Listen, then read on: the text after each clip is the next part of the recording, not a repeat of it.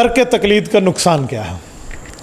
3 نقصان ہے، دنیا میں، قبر میں، آخرت میں، تینوں نقصان ہیں۔ ترک تقلید کے کتنے نقصان ہیں؟ دنیا کا بھی نقصان ہے، قبر کا بھی نقصان ہے، اور آخرت۔ دنیا کا نقصان کیا ہے؟ ادھر دیکھو، مجھے دیکھو، بڑی مزے کی بات آپ کو سنانے لگا ہوں۔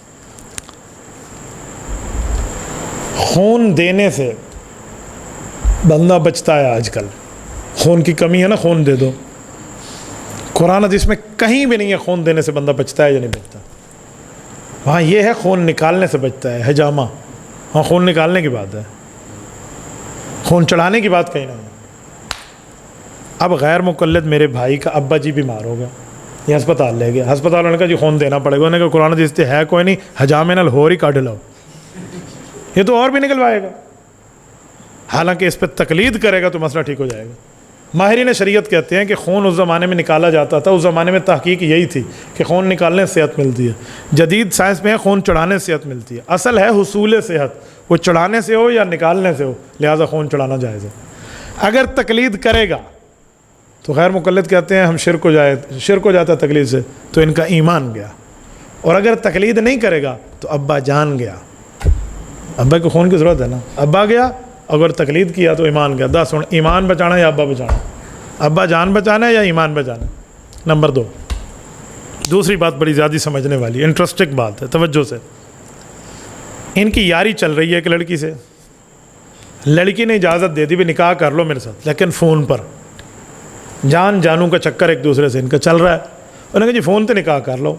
فون پہ نکاح ہوتا ہے یا نہیں ہوتا؟ قرآن حدیث تو خاموش ہے۔ یہ تو فقیہ بتائے گا، فون پہ وکیل بنا اور وکالت والا نکاح ہو جاتا ہے، وکالت کی اپنی شرائط ہے پوری ترتیب سے۔ تو اگر یہ تقلید کرے گا یا تقلید نہیں کرے گا؟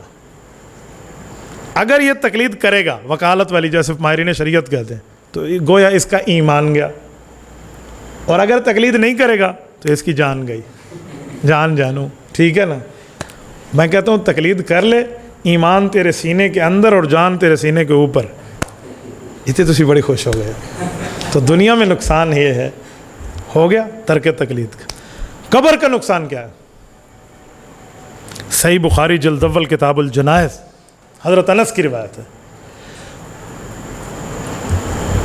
کہ منافق بندے کو فرشتے ماریں گے، گرز، وہ جواب نہیں دے سکے گا سوال کا، اور مارتے ہوئے کہیں گے یضرب بمطرقۃ من حدید لا دریت ولا تلیت، گرز ماریں گے لا دریت ولا تلیت، تو نے سمجھا بھی نہیں، تو نے پڑھا بھی نہیں، تو نے سمجھا بھی نہیں، تو نے پڑھا بھی نہیں۔ یہ بخاری کی روایت ہے، صحیح روایت ہے۔ پڑھا بھی نہیں اور سمجھا بھی نہیں کیا ہے؟ آپ بخاری کا حاشیہ اٹھائیں، ای لا علمت بنفسک بالاستدلال ولا تلوت القرآن والمعنى لاتبعت العلماء بالتقلید فیما یقولون۔ کہتے ہیں لا دریت، تو نے سمجھا نہیں، فقیہ نہیں بنا، ولا تلیت، تو نے پڑھا نہیں، مقلد نہیں بنا، کیونکہ مقلد پڑھ کے مان لیتا ہے، بلا مطالبہ دلیل، با دلیل بات مان لیتا ہے، اور فقیہ سمجھتا ہے۔ تو لا دریت فقہ پہ دلالت ہے، لا تلیت تقلید پہ دلالت ہے۔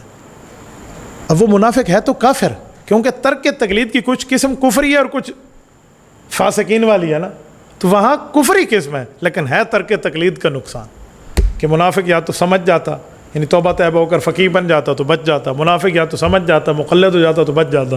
تو بخاری اور بخاری کا حاشیہ بتا رہا ہے قبر کا نقصان او آخرت کا نقصان۔ سورۃ ملک آیت نمبر 10، پہلا پارہ سورۃ ملک کا پہلا صفحہ، وقالوا لو كنا نسمع او نعقل ما كنا في اصحاب السعیر۔ جہنمی کہیں گے 2 کام کرتے تو جہنم نہ ہوتے، ما كنا في اصحاب السعیر، جہنم میں نہ ہوتے۔ کیا؟ لو كنا نسمع او نعقل، سن لیتے یا سمجھ لیتے۔ فقیہ ملت شاہ عبدالعزیز محدث دہلوی رحمہ اللہ تفسیر عزیزی میں اس آیت کی شرح میں لکھتے ہیں کہ لو كنا نسمع تقلید پر محمول ہے، سن لیتے، نعقل اجتہاد پر محمول ہے کہ نہ ہم مجتہد تھے نہ ہم مقلد تھے، لہٰذا جہنمی بن گئے۔ تو ترک تقلید کا تیسرا نقصان جہنم ہے۔ تو اللہ تعالی ہم سب کو اس سے محفوظ رکھے۔